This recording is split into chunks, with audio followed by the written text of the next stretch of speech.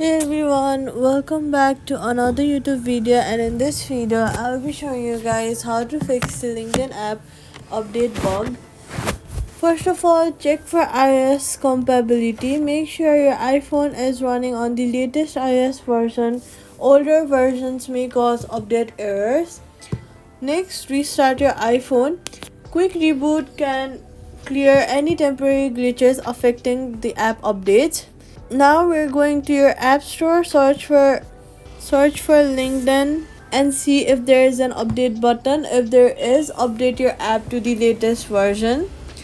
Then privacy tip, only download updates from the official app store to avoid fake versions. Ensure all sufficient.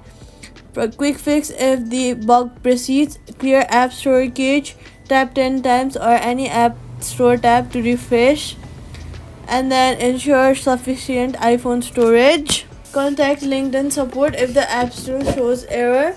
And that's it. Subscribe for more fast LinkedIn app fixes.